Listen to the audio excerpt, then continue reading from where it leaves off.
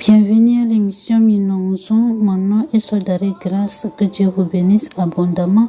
Que la paix de Dieu soit avec vous. Et frères et sœurs en Christ, je vous souhaite c'est pas la fête. Moi, je ne souhaite pas la fête. Moi, ce que je vais vous souhaiter, que Dieu vous a protégé, nous a protégés depuis dès l'année 2022 et jusqu'à nous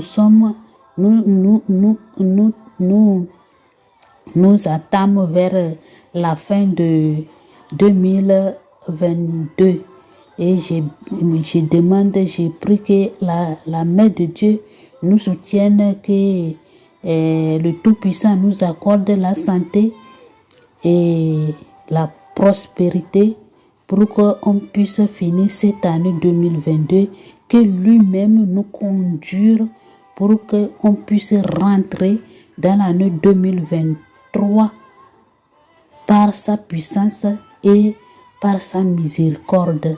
Amen.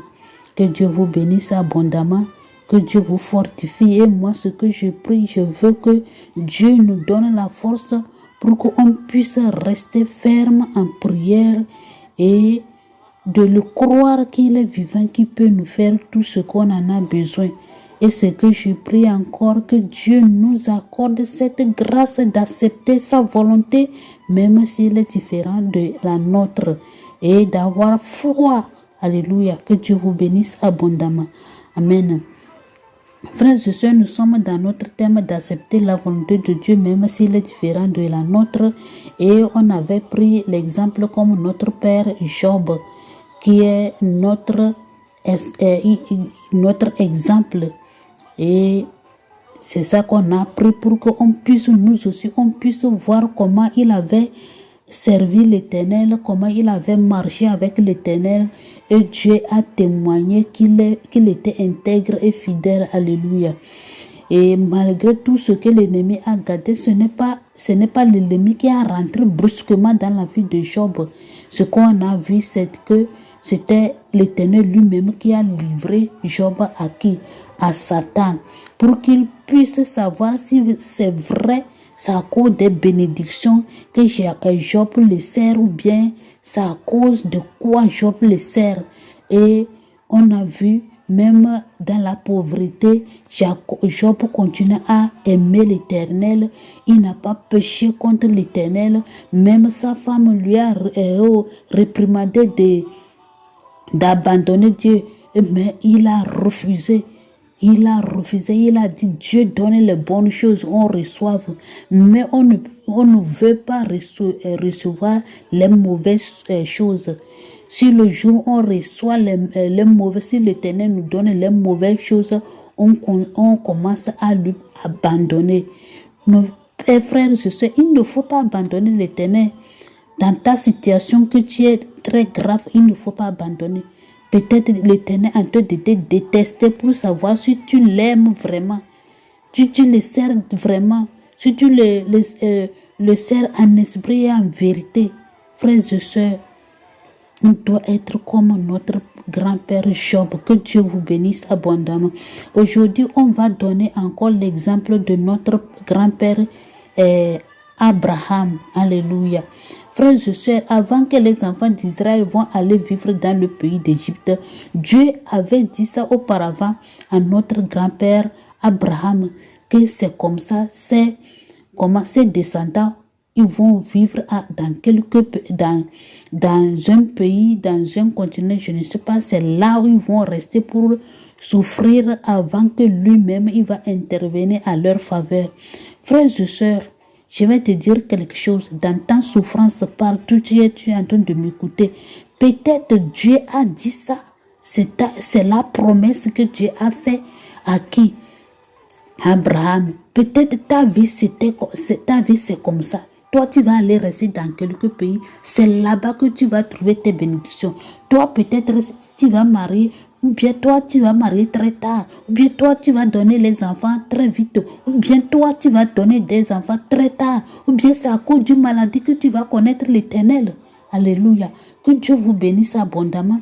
Avant qu'on va continuer, on va lire les Écritures de Genèse 15, verset 13. Alléluia. La parole de l'Éternel. Et l'Éternel dit à Abraham, sache que tes descendants seront étrangers dans un pays qui ne sera point à eux.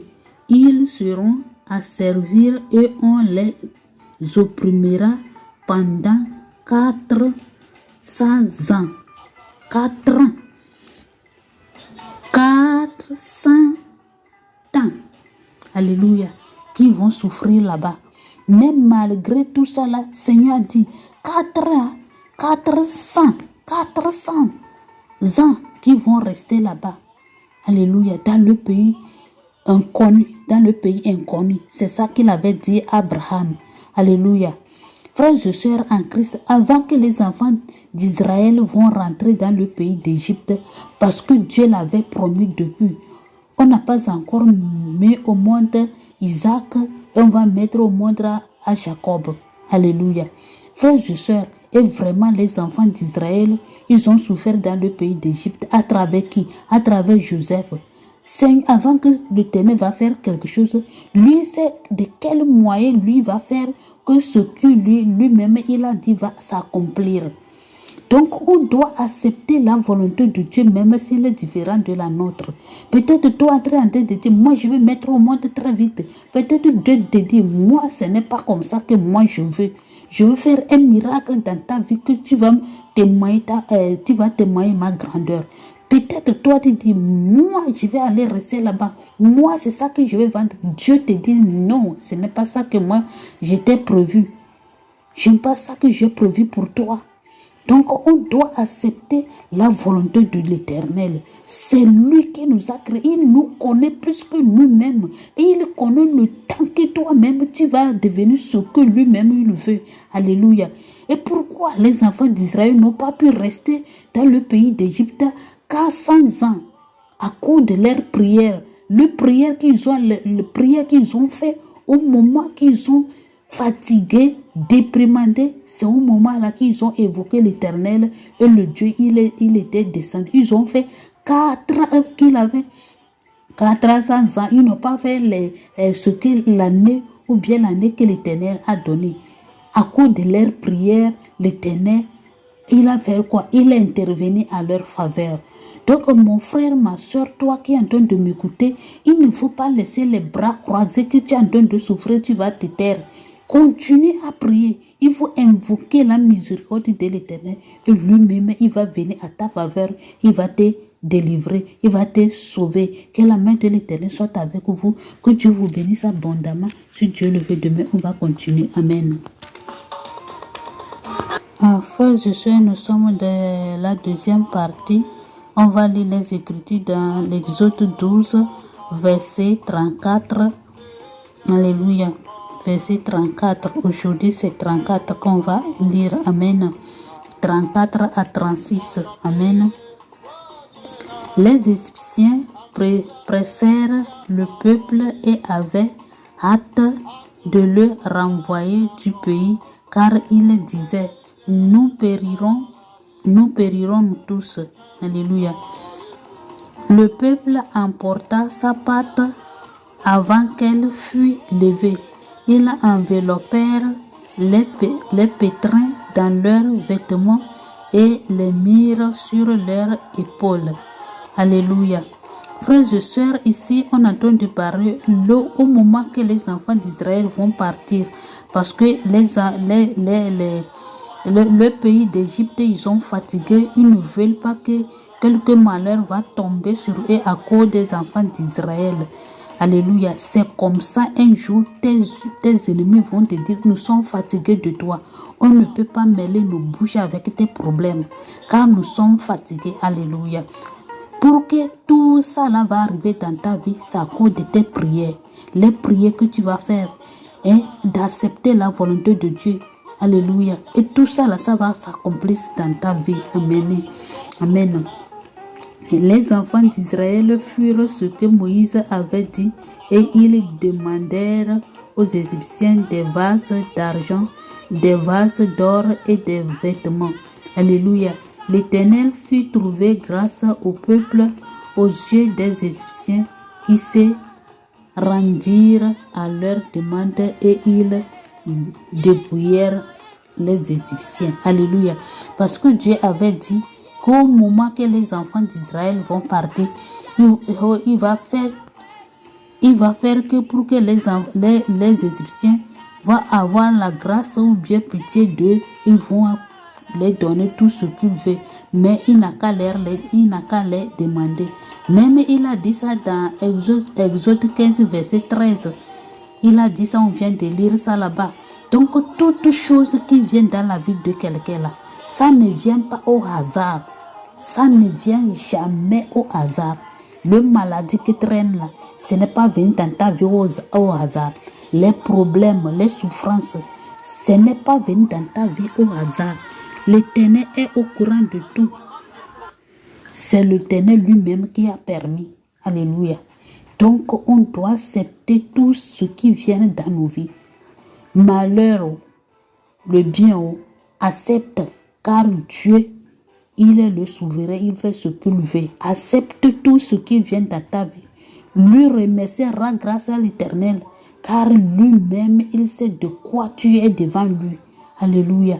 Que Dieu vous bénisse. On vient de lire que comment, au moment que les enfants d'Israël vont partir, leur pâtre là, c'est pas encore levé. Comment on attend de les renvoyer pressé là. Donc ils ont pris ça pour attaler dans quelque chose, mettre dans leur panier, ils ont mis ça sur le pôle pour qu'ils puissent aller préparer ça à quelque part.